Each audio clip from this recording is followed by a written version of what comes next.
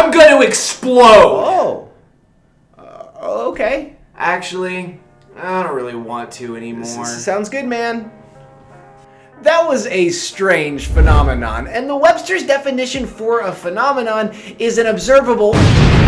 Anyways, I've started to notice some video game phenomenons, and I wanted to take today to put some names to those phenomenons, so welcome to the BSAs, aka the Blurbs Service Announcements, aka Beer Bringing Son Appears? Wow. Thank you. I won't have to hit him later. So let's look at some video game phenomenons. We've all been there. You're in an intense Rocket League game. The score is 2-2 and you hit a ball that clings right off of the goalpost. The ensuing minutes are those of tragedy as the enemy scores goal after goal.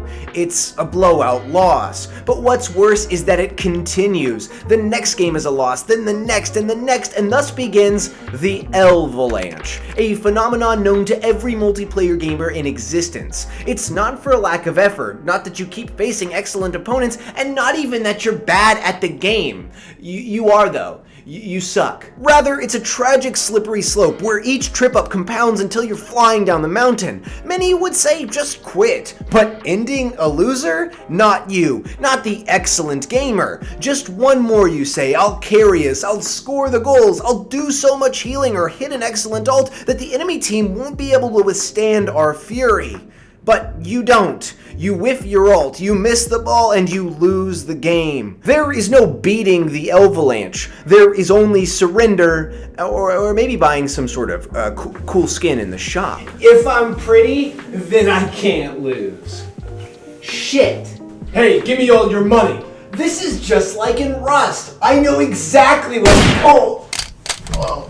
Physical gamifestation is when you see something in real life and think to act upon that thing as you would in a video game. Everybody's got their own personal example for this. Two of mine come from the manner in which I gather materials in Fortnite and in Rust. Fortnite used to have piles of pallets that would give you tons of wood material, and every time I'd see them, I'd farm them in game. Now, every time I see a stack of pallets in real life, I immediately think about taking a pickaxe to those pallets in order to farm wood. Similar to this in Rust, whenever I see a large circular rock, I immediately think to go destroy it in order to farm stone or metal. But Rust has another example of this that extends beyond materials. As recently on my walks with my dog, I've been seeing open garage doors and thinking, oh, they've been raided. I should go pick up some of the extra loot. This is obviously wrong, because they haven't been raided and I can just steal all the loot. The Blurbs channel does not support theft, and any jokes made about theft are purely for comedic purposes and Oh, hey, look, I stole this coffee mug.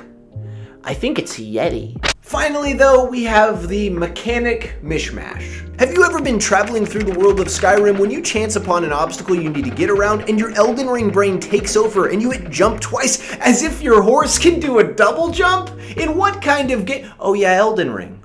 Your horse can do a double jump in Elden Ring.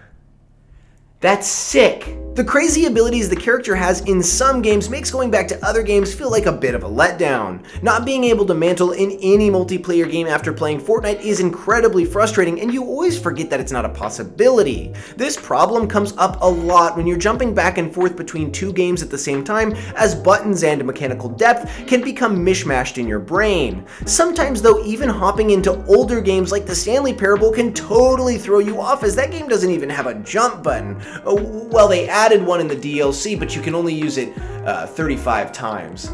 So that sucks. But this mishmashing works both ways, and going back to a more complex game after playing something fairly simple can be frustrating as well, as you try to remember all of the complex inputs required to be able to traverse the game world. So there were 3 video game phenomenons that I have so graciously given names to, but I would love to hear anything you guys can think of down in the comment section below. Something that's plagued your gamer brain, something that's given you a little laugh, or maybe even something that's taken years off of your life.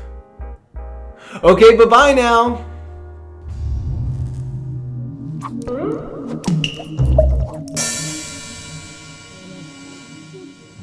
Bye-bye now.